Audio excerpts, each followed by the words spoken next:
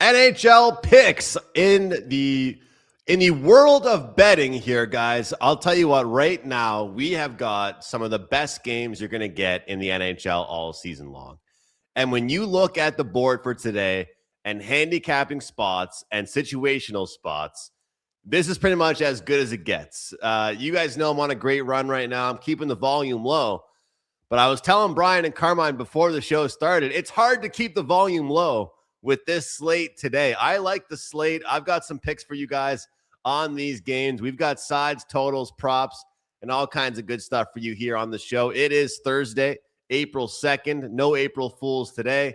Hopefully we can make some money for you guys. And man, oh man, those Vancouver Canucks. I got to quote Brian for a second. The wise guys will take the dog, and everyone's going to lose money on the favorite. And you know how many people in the world had the Dodgers and the Avalanche yesterday, and they woke up feeling pretty tough this morning. So a great slate here today, guys. As mentioned, if you are a sports bettor or an NHL bettor, I won't speak for these two guys until I talk to them, but I think it's a pretty darn good slate. Carm, good to see you, man. Hope you're feeling well rested from your load management. I'm gonna have to start calling you Kawhi Leonard, man. Kawhi Bianco here.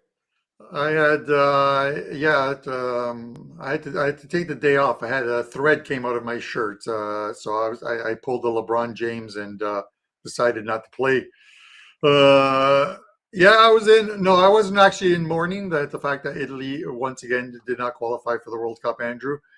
All of my friends are. I'm going to enjoy the World Cup regardless. I'm going to games, and there were games that didn't involve Italy.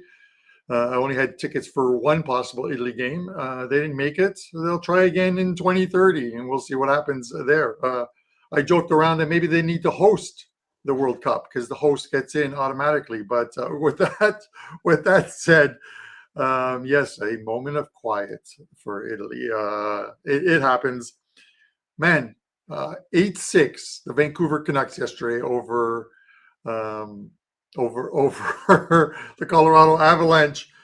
I think you guys talked about it, but I think Brian said on yesterday's show when you expect the things to go a certain way, sometimes they go the other. It's kind of like the George Costanza. If everything you do is wrong, the opposite must be right. Andrew, you and I are going to talk Columbus and Carolina. This is the second of two games between these two over the last week, 5-2 on Tuesday. Carolina winning in Columbus. We'll see if Columbus can return the favor. We're also going to talk the Detroit Red Wings and the Philadelphia Flyers, two teams on 86 points, currently in 9th and 11th, separated by obviously regulation wins and games played, but they're both on 74. We'll discuss that one. Brian Leonard is going to talk Vegas and Calgary. Can the Flames do to Vegas what Vancouver did to Colorado yesterday and shocked the world? We'll find out from Brian. We're going to close it off with another playoff matchup in the Western Conference.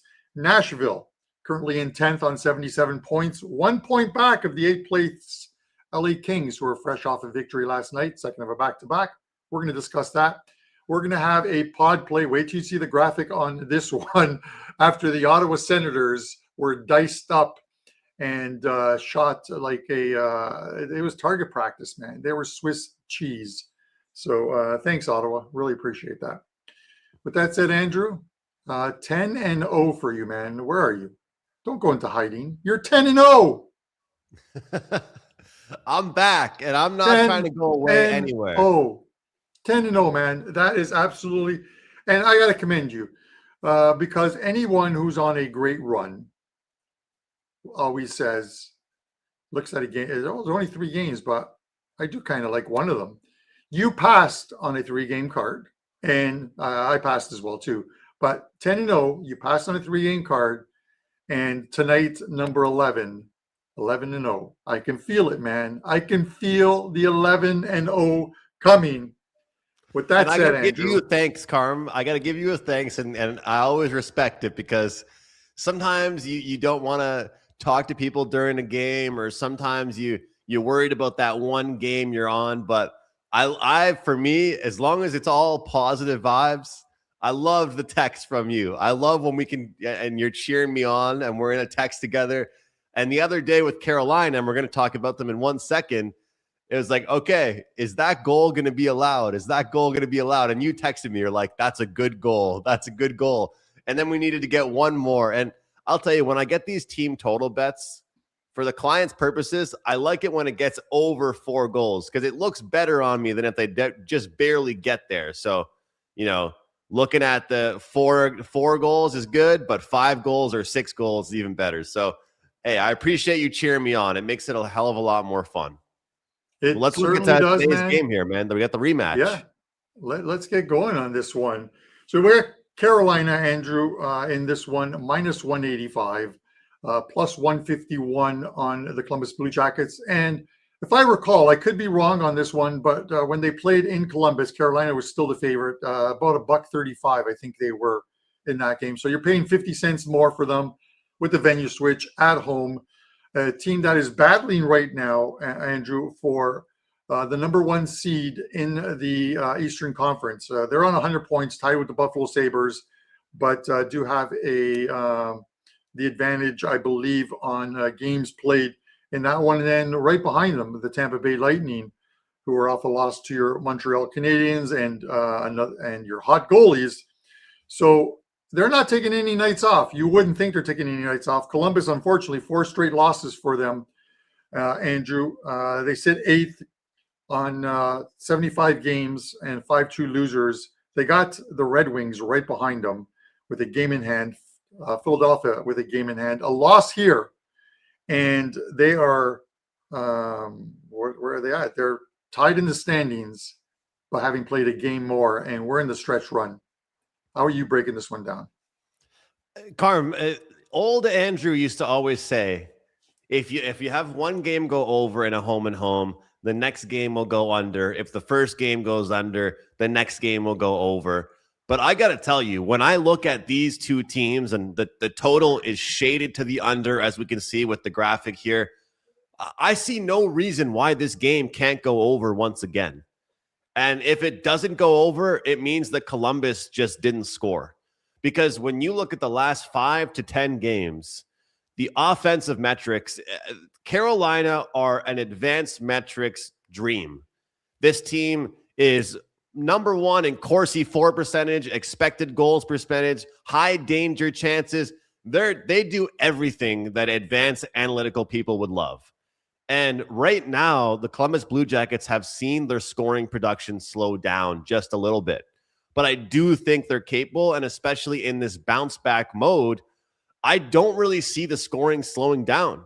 And if you ask anybody, the biggest worry for the Carolina Hurricanes going into the postseason, and it feels like it's been the same worry as every season, is their goaltending, Carm. Brandon Bussey was unbelievable early in the year. Then that kind of went away. Frederik Andersen, you and I both know what Frederik Andersen, he is the Forrest Gump box of chocolates. You don't know what you're going to get with that guy every single night. I have a tough time not seeing goals in this game, but I think this could be a first period over game. Columbus did not look like themselves. They did not create chances. And quite frankly, I don't think they have it in them to beat the Hurricanes in a low scoring game. So this is going to be another game that's going to be absolute fire until the last buzzer from where I'm sitting. I see action and I see goals in this one. Let's not forget, my Montreal Canadiens shut down the Hurricanes twice, and especially last Sunday when the analytics favored Carolina in a very big way. Montreal's goaltender did really, really well. You talked about it on the show when I talked with you on Tuesday about how both goalies are playing well for the Habs. If a team is playing well, but they got goalied, a lot of times they bounce back the next couple games and they put some goals up on the board. What do you think, Carm? I'm looking for another exciting game between these two teams. Yeah, Andrew, it hasn't been a good run for this Columbus team. They lose to Montreal Canadiens 2-1. Like they've all been close games. They lose to Montreal 2-1. They lose to the San Jose Sharks at home 3-2. They lose in OT to the Bruins, in which they blew a 3-0 lead. The Bruins scored 3 in the third, including one with like 11 seconds left, and then win it in OT. And then they lose that game 5-2. It should be Jet Greaves in goal. And, that game against the Canes, the fifth goal was an empty netter. So he allowed 4 goals. That's the first time in, I think, 7 or 8 starts that he has allowed more than 3 goals. I think it is one of those ones where Rick Bowness has to get this team to play better defensively and you look at it, those games are like 2-1 games, 3-2 games. So it is not as if they're being outscored by bigger margins and they're losing games like 5-4. This is why, absent of your opinion on the, putting aside your opinion on the first period, I think that the game goes under the total. I like the under 6.5 here. I think if for Columbus to win, they can't play a game in which they play an open ice game against the Canes on home ice for the Canes. The Canes are a very good team. They're going to have to go in there. Jets going to have to try and steal them a game. This almost comes down to, and I hate to say it, it almost comes down to a must win, because Brian Leonard will tell you when he gets on, a must win does not mean they will win. I think they're going to put in a good effort tonight in this game, Andrew. I don't think they get blown out 5-2 like they did. This one does seem like one of those 4-2, the empty netter goals, and maybe they end up on the wrong end of that result. So I'll have to look at what the 4-2 is paying either way, 4-2 Columbus or 4-2 Carolina. I'm going to guess it's probably about 25-1 odds. And even though most Italians are mourning, I can still throw a slice of pizza on it. What do you think? Always good for a laugh, Carm. Look, it's interesting. I just think that obviously I had the team total for Carolina the last game, and I was hoping for some goals near the end, and we got there. And Rick Bowness wants Columbus to play defensively. It's just when I look at Montreal, when I look at Carolina's offense and how they're playing right now, you take away those games against Montreal running into goalies that were playing well. I think this team is actually playing good hockey. And we're going to talk to Brian Leonard in a few minutes, and Brian will talk about that as well. And, it's not just about like, oh, well, a team's playing well, but they didn't get the results. But it's kind of why I've cared more about goalies lately than I ever have, because sometimes you can say this goalie played well, but doesn't mean the team around them. But we've done it before on PuckTime. We have done it before where we have a first period over and a full game under opinion on the show, and you can still make money with that. So I'm up for it, Carm, if you're up for it. Yeah, I put out a pod play on the first period over in the Islanders and Pens game, and they scored no goals. They hit the goalpost a couple times, a crossbar, and then they scored like 100 goals in the second period on Tuesday night. So those things are gonna, or on Monday, whenever it was, those things are gonna happen. But we've seen it plenty of times: goals scored in the first period, and then the game sort of settles in, and teams play a little differently and sort of lock it down.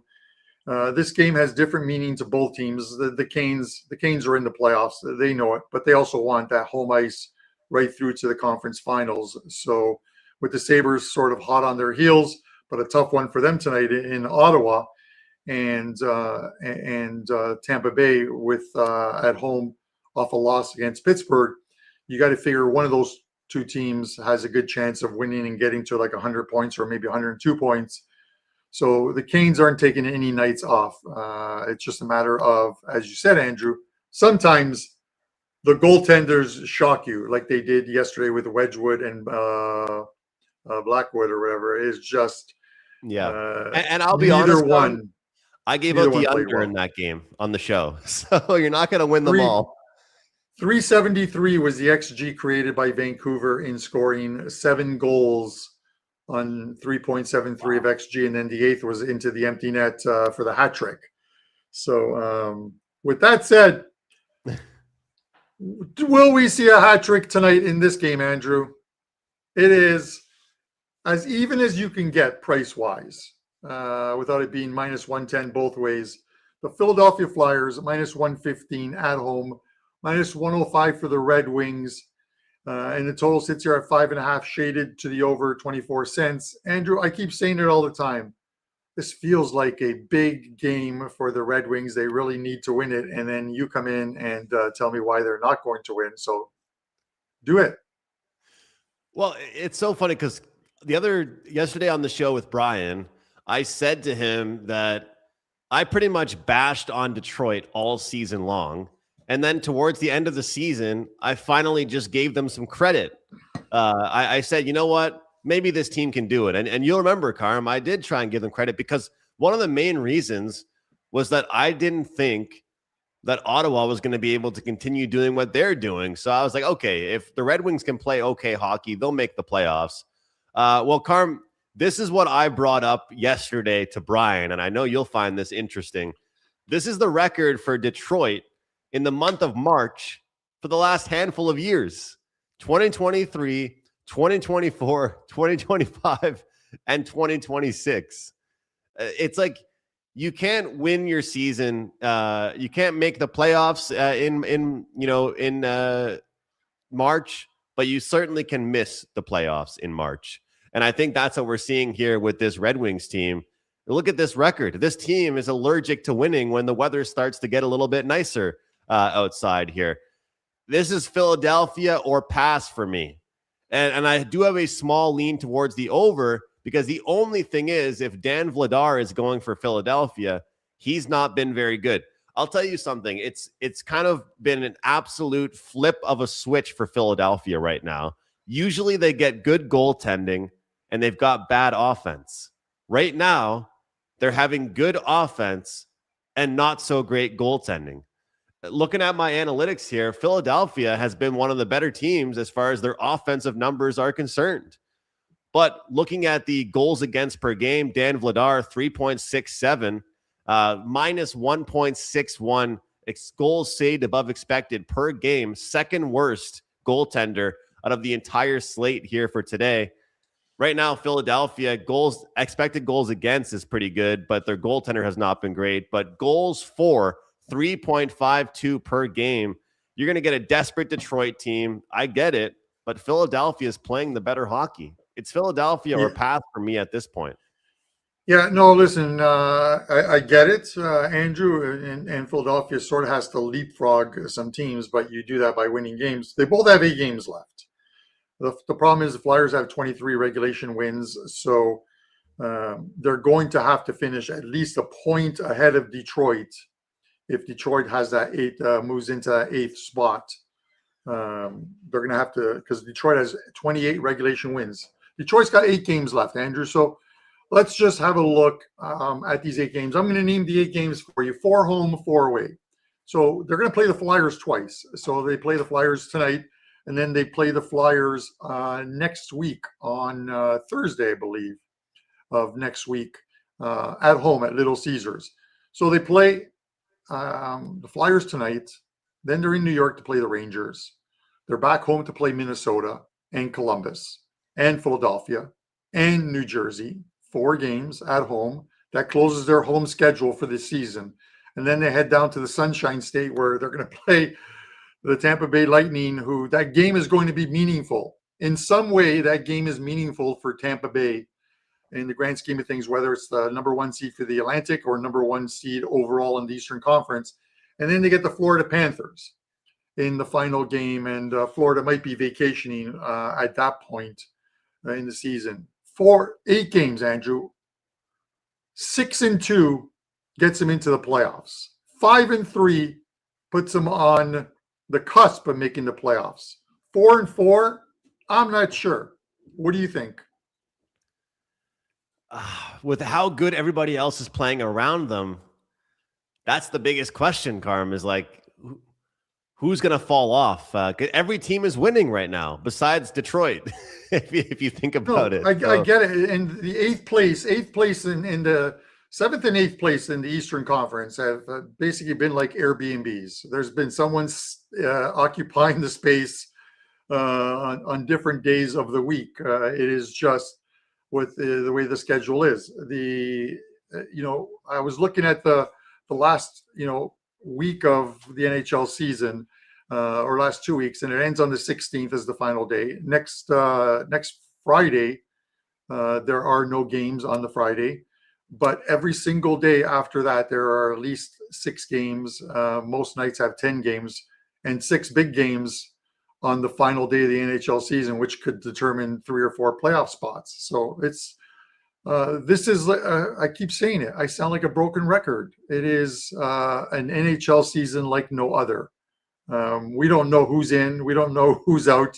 Every day we want to have a make or miss segment, and we can't take all these teams to make it and all these teams to miss it. But with that said, everything tells me to bet the Philadelphia Flyers tonight. I'm going to pull a George Costanza.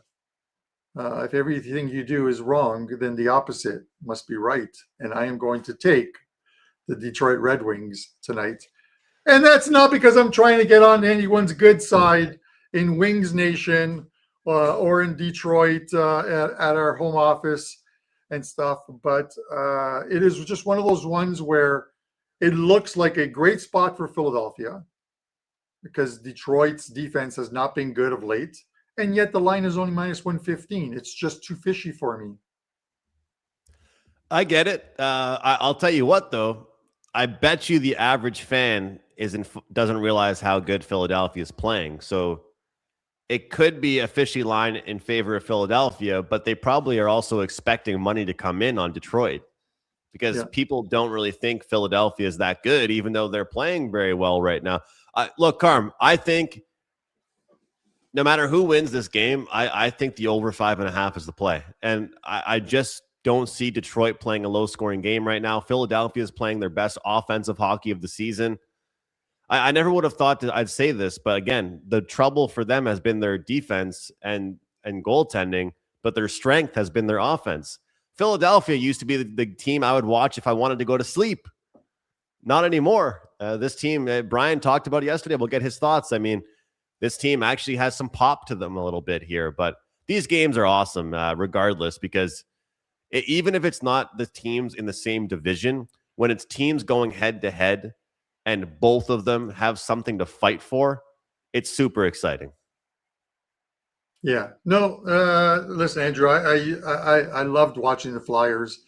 I would use my press pass to get in when Sabres and Flyers played in the playoffs, and I went to the morning skate, and I'm just sitting there eating a bag of potato chips and watching these teams skate around, getting ready for that playoff game that night. And then I just hung out at a bar with a couple other guys, and then would come back and enjoy the free food in the media room that they would give you while watching my favorite Sabres play. The Broad Street Bullies. And they had guys like Kenny Linsman, the Rat, who got under your skin. I love these guys. I grew up in a different age of NHL hockey, and I still love that. I love that stuff. But with that said, this guy grew up in the same. Let's bring him in. That's Adam. He grew up in the same era of NHL hockey. He remembers the Broad Street Bullies. He remembers the French Connection in Buffalo. Gilbert Perreault. I don't remember anything. I'm an old man. All right. Grandpa Simpson has entered the chat. There you go. So, there you go. Get my hat. Got to get my hat on. And I remember when you could get 5 Bs for a nickel. Okay. Brian, how are things, first of all, before we get to your game? Everything's going well. It's not so well out here in the Vegas Valley as everybody I talk to is freaking out about this hockey team. They're not gonna make the playoffs. It's over. What the hell's going? They still have like an 87% chance to make the playoffs. 5 of their last 7 games are against teams that are not in playoff contention. Yes, Vegas will make the playoffs. Do they deserve it? Who knows at this point? But they're lucky enough to be in a conference that only has 3 good teams. Did you see LA, Brian? I saw a tweet today. Somebody was talking about them, how many points they have right now. They've got like 20 less points than some teams in the Eastern Conference, and they might make the playoffs. Like I mean, I know I keep talking about it, and you've talked about it, how, this year, besides the top heavy teams, the East is just better than the West. But it's hilarious to see some of these teams that might squeak on in. Yeah, I don't want to talk about LA. They cost me a sweep in the NHL yesterday as I lose that game in overtime with the underdog. But it's we'll see what brings the playoffs. I think we may be able to find some value in that regard. But the problem is, in the playoffs, the Western team plays the Western teams, and the Eastern teams plays the Eastern teams. So I want the Western teams when they play the Eastern teams and they get good value. But unfortunately, we're not going to get that for a while. Right. I love the fact that you chose this game because, I talked about the Vegas Golden Knights and the fact that they had to play Vancouver twice. They had to play the Edmonton Oilers and Calgary in between the two Vancouver games. Vancouver looked pretty good in the first game, or Vegas looked the same as they had before with Tortorella, who still doesn't know all the players' names. I loved his press conference after the game. He goes, "Yeah, I relied on my staff. I don't know the nicknames for these guys. We'll get it going at some point." Imagine being on the bench, Andrew, and it's like, okay, Marner. Hey, there's Marner. Okay, get in there, Mitchie. But with that said, I hate to use the word must win, but Vegas Golden Knights are 7th on 82 points, having played 75 games, so only 7 left for them. Calgary, they've long since been done. 70 points, 74 games, 14th, third worst team in the Western Conference. How are you playing this game? I am looking at it a little bit differently. Vegas in that game the other day against Vancouver, they win by 2, but they had to score an open net goal at the end. Vegas is not a good 5-on-5 team. For 5-on-5, I think Calgary is just as good as Vegas is. The deal that Vegas has in this game is much better power play, much better defending on the power play. If Calgary could go through this game without putting Vegas in an advantage, Calgary can win this game, even though they've only won 10 regulation, 10 wins on the road all season long. This Calgary Flames, I'm not giving up on them. If you take a look at the situation right here, last time they were out, they went to Colorado, got crushed, 9-2. They gave up 9 runs on the road. I would expect the defense to play a lot better here. We just had a recent trade between key defensive players, Rasmus Anderson coming over to Vegas and White Cloud going over to Calgary. White Cloud's returning home, and with a lot of clubs, they have that, the big tribute before the game starts. And White Cloud, as I've mentioned before, huge fan favorite. All the players on the team loved him. I expect because of that Calgary's defense is coming to play a little bit tonight. And you take a look at the schedule. They play Vegas here. Then they got to go on the road and play Anaheim, go on the road and play Dallas, go on the road to play the Colorado Avalanche. All 3 of those teams are better than Vegas is right now. And so I'm looking to find a way to play the Calgary Flames. Looking at Vegas, their situation, they are just coming off that win over Vancouver. Up next is the Edmonton Oilers. That's the big rivalry for Vegas in this division. Edmonton ran all over them, skated right past them the last time they played. They've got a definite disadvantage when they play the Edmonton Oilers because they're a much faster team. Vegas is an old team. Vegas does not have that ability to go out there and outskate the opposition. I believe they're the second oldest team in the NHL. And in regards to the coaching change, I think it was probably the right thing to do. They weren't going anywhere. The players have come out and said they were stuck, and they just didn't have the ability to just turn it back on again. Hopefully they do with the new coach, but it didn't show in the first game back. Now, granted, he's had a couple of days off to be able to do that, but he gave them yesterday off, so they've only really had 1 practice. And the only thing he has done is switched up the lines that they're playing in. So I'm not really confident with Vegas right now, and there's no way in hell I'm laying this number with Vegas, especially a team who consistently is outscored in the first period. If you want to play Vegas on the game line, wait till they fall behind in the first period. Then you don't have to release this as such a big favorite. I just don't have a lot of confidence in Vegas right now. And a lot of people talking about them not making the playoffs. They still got an 87% chance to make the playoffs. They could possibly lose every game from here on out and still make the playoffs. They are not going to have home advantage. They are not going to be one of the better teams. They're a veteran team that figures that if they can make the playoffs, it's a brand new ball game. Maybe it is, but I just don't expect Vegas to just get on a really hot streak here to end the season. All the things that Dave Koken has said in the past about when there's a coaching change, you want to ride that team. I love the thought process, but I'm closer to this team than any other team that I follow. I just don't see it here with Vegas. I think they basically just play out the system the rest of the season. Wins aren't as important as what the public would think that they would be. I'm looking to play Calgary. I don't want Calgary, a team that's only won 10 games on the road all season. I want Calgary plus the 1.5. You're laying like 120.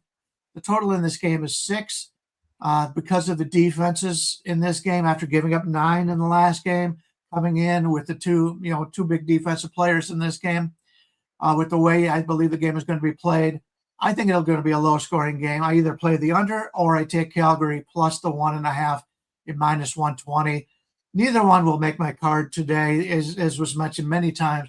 This is a great card out there right now. I've got 4 plays right now. I just need to find out how to grade them. But if I'm involved in this game, it's either going to be the under or Calgary plus 1.5 at the short number of 120. I like it, Brian. It's a great breakdown. And you talked about Vegas' schedule. I think if they lose out their last 7 games, I say they won't make the playoffs. But then the teams behind them are either failing to pick up points or beating themselves up. So we have, we have the issue of you look at, here's the games for Vegas, Brian, and you tell me the game tonight against the Calgary Flames. Then they are in Edmonton, they are in Vancouver, and then this stretch in which they play the Seattle Kraken in Seattle, in Colorado, the Winnipeg Jets, who are still vying for a playoff spot, and then they finish with the Seattle Kraken. So they play the Kraken twice. Kraken have lost 6 of 7. They're not doing themselves any favors, but the Seattle Kraken are still right there as far as standings go. The Kraken are sitting on 75 points, 7 back of Vegas. So they would have to sweep Vegas in those games. 7 games. If they go 2-5, they make the playoffs. Yep. Is that what you're thinking? I think if they lose at Seattle, they'll win that last game at home. In the Vancouver game, that game is much closer than what the final score was. Going to Vancouver, obviously, the problem you're going to run into is if Seattle's out by then, the game won't mean as much for Seattle. But to be honest with you, that's going to have an effect on the line. I would much rather play a Seattle, a Vancouver, a Winnipeg, or whatever when they're out of the playoffs, as opposed to being in the playoff race, because these are teams that are not very good. And I don't want a bad team in a must-win situation. So we saw that yesterday with Vancouver going into Colorado, and I spoke about that on the show yesterday. Colorado's basically locked up what they've got going in they got they had an 8-point lead over Dallas. There really was no reason for them to come out and play anything but a pond hockey game. And Vancouver took advantage of that. And if you played Vancouver over minus the 1.5, I believe they played 7-1 in that game. So these things happen at the end of a hockey season. Teams are they've got their plans made for either the off season or they don't want to get hurt, and they've got the playoff situation. So you got to keep an eye on things like that in the last couple of weeks of the season, which you probably didn't have to worry about earlier in the year. Well, and Ralph has given us the charts before, and I always think back to the Maple Leafs against the Arizona Coyotes. If you played the Coyotes on the money line when they were plus 300 or plus 200, whatever it was, just fading the big favorites in the NHL because of the variance, as you mentioned, Brian, because you don't have to win every bet. You have to win a low percentage of these bets to actually make money in the long term. The only thing is you have to commit to playing those quite a bit. But to your point, it seemed like that game meant a hell of a lot more to Vancouver than it really did to Colorado. They're practicing bad habits is what they're doing right now. Just not looking great. Brian, I want to give you a chance to promote anything you want, but this great special, great looking graphic here, $199, full Stanley Cup playoffs, which I'll remind you guys, it's not short. It's a pretty long playoffs. Could be some deep series as well, plus the remainder of the regular season. So the faster you guys grab this, the quicker you're going to get more and more plays from Brian. And it sounds like, Brian, you got a pretty good card going tonight. Tell us what you have on tap. Yeah, it looks like I'm going to have 4 plays. I haven't put them up yet. I did the baseball show earlier, so I've been pretty busy. But I like this card a lot better than just about any card we've seen in a while. And when you talk about the playoffs, and I mentioned this yesterday, even in the NBA playoffs, to me, if you're paying attention to what's going on, the best time to play the NBA or hockey is in the playoffs, because these sports, you find out in once you get to playoffs, the NBA guys, everybody's playing. You know who's going to play. You're looking at hockey, and you're at that point where hockey is a game very much like baseball. And you mentioned the Dodgers game yesterday. Who would have wanted to go against the Dodgers yesterday? You find that a lot. And so in the hockey playoffs, if you watch the games like we all like to watch hockey, the hockey playoffs, you can find things and you go, well, you look at the expected goals, you look at the expected chances and all that other stuff.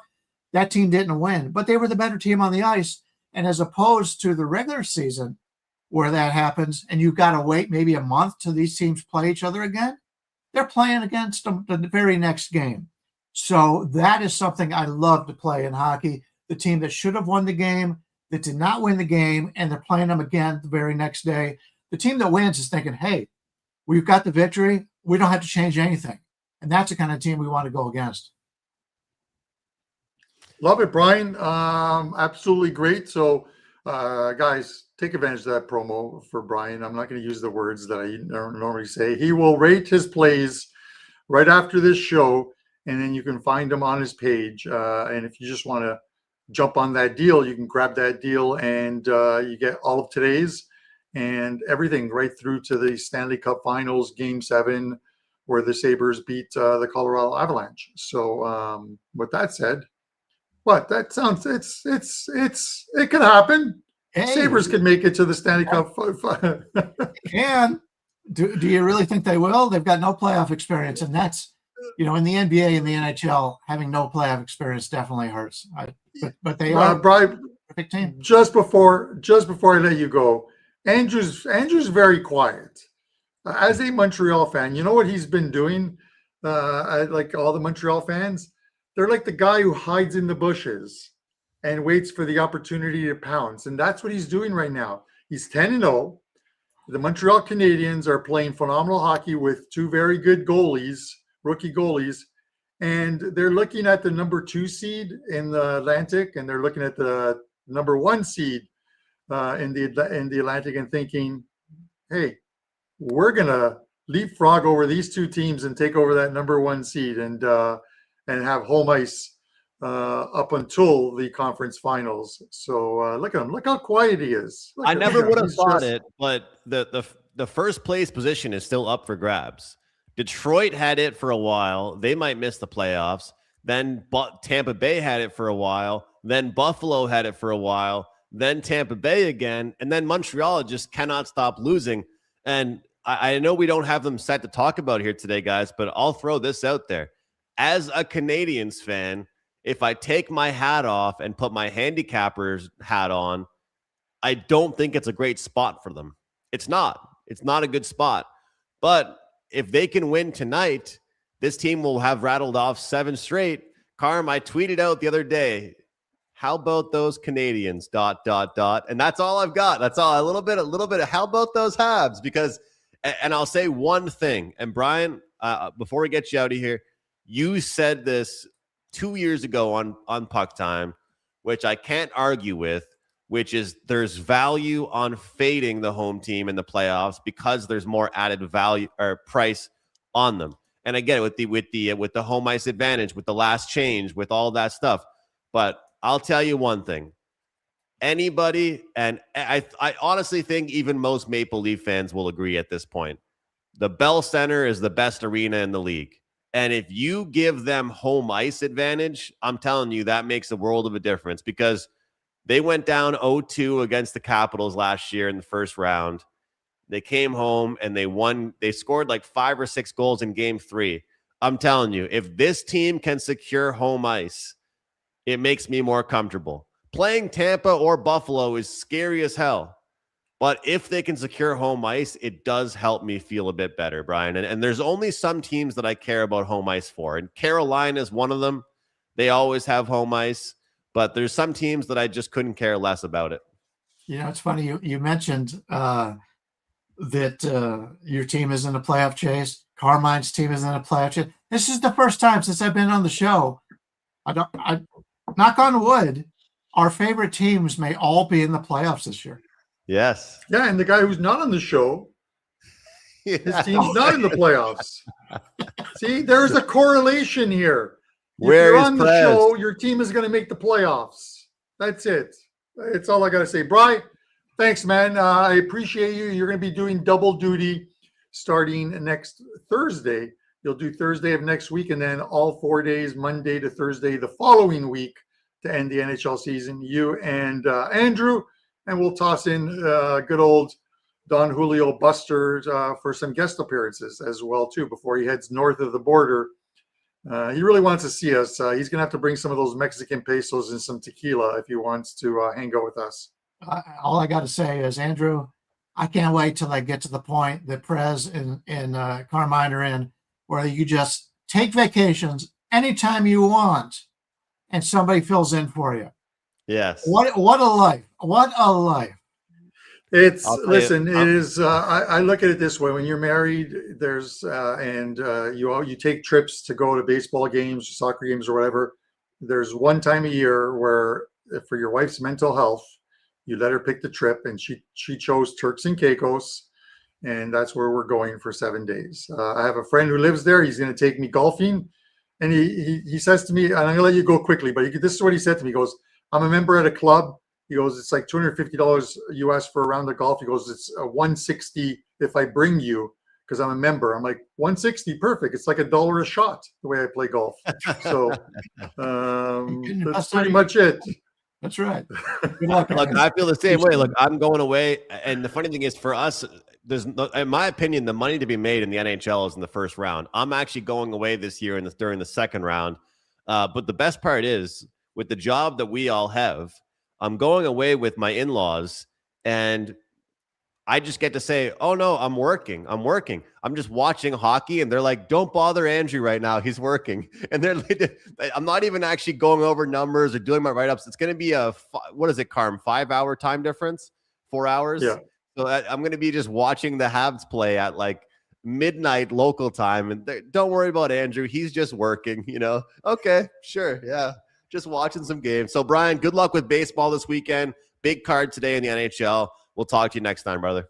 Good luck, everybody. Carm, a lot of fun so far today on the show, man. It's a massive, massive slate. A lot of great comments here from all of you guys. Rich, Lorenzo, TJ, as always. Titan CT, as always. Steve and all of you guys in here. So if you're new, hit the like button for us. It really does help out the show. I never wanted to be one of those YouTube guys that's saying, smash that like button, do all this and that. But I promise you guys, it reflects well on Carmine and I if you guys can get the likes up. Preferably, we need at least 200 likes. I think that's easy to ask from you guys. Hopefully we can get that out of you. No need to smash it. Just lightly tap it. It works the same way.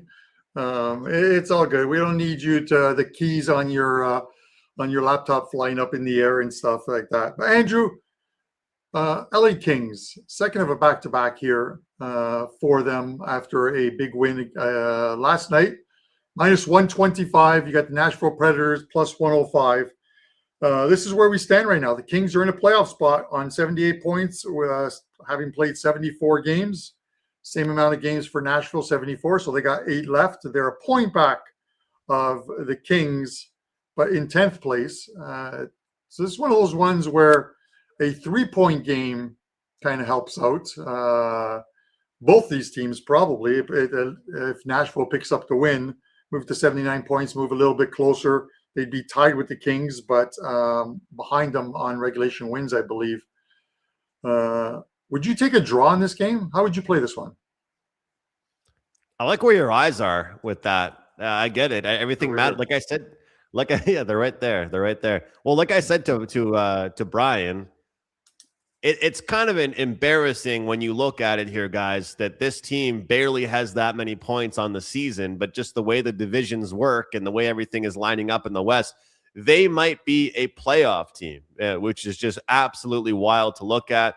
When I go through my numbers here and I take a look at this LA Kings team, they may have fallen just a little bit when it comes to their defensive ability. Just relying on a handful of players to hopefully step up and create some plays. But I'm not overly impressed with their offensive ability, their defensive ability. And when you look at every point mattering, Carm, it kind of does correlate with unders. But when I look at the expected goals for against or shots on goal against for this team, I mean, Nashville is what? 1, 2, 3, 4, 5, 6. They're like bottom 7 or 8. Like they're giving up all kinds of chances. LA themselves is giving up chances. Their offense has had to show up as well. And the game that they're coming off of, when I look at the shot counts in that game, it's not exactly indicative to how the game overly played out. I think that you look at one game to the next.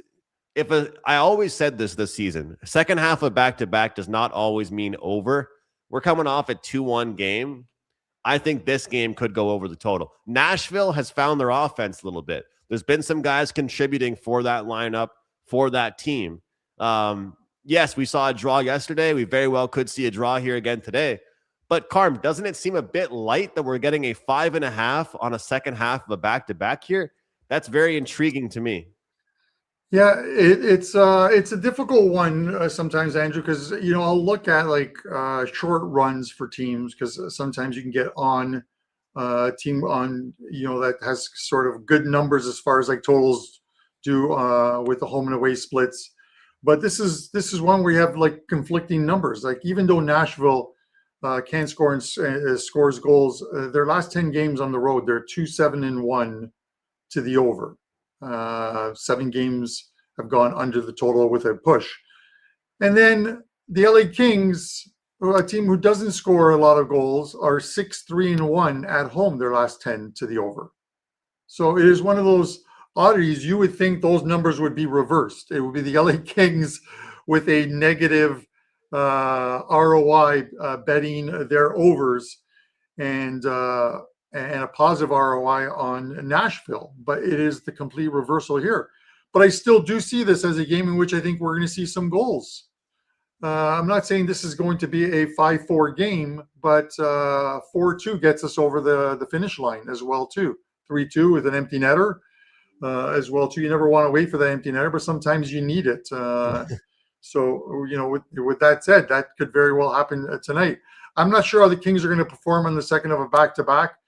You get a rested Preds team who have some speed, who have some bigger bodies on their team, and if they try and turn this into a bit more of a physical game, they might very well wear down this LA Kings team. So saying they're a live dog at only plus 105 doesn't seem right, but they seem like the side I want to take tonight in this game. I don't blame you whatsoever. I do not blame you whatsoever. And Brian talked about sometimes we have teams that step up late in the season, even if they might not make the playoffs. Don't you get that feeling with the Nashville Predators with the veteran players they have, the older guys on that team, Carm?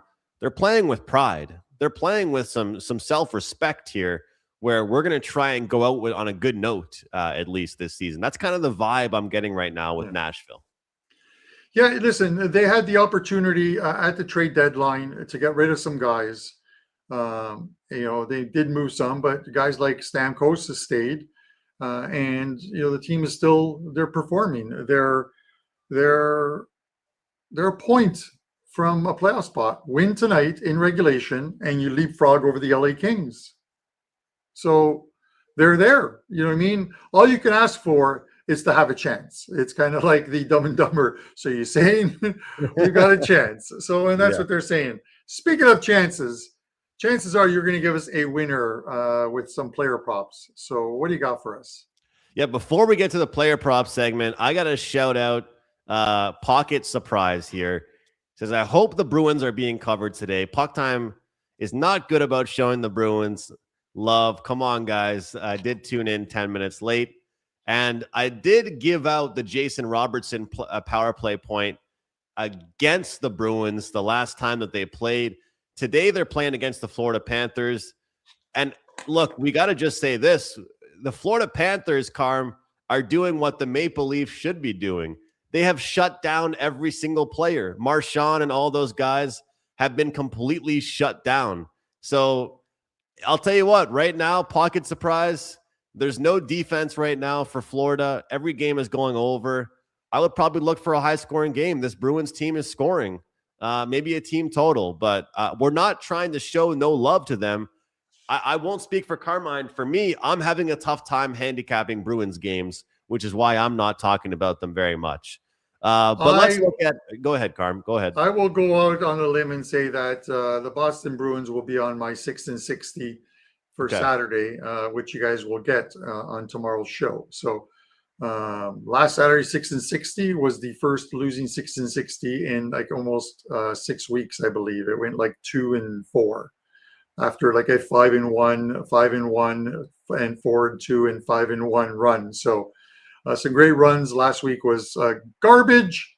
We'll get it back. I am guaranteeing 6 and 0 if you hit that like button. If you don't hit the like button, 5 and 1. If you don't comment, then 4 and 2.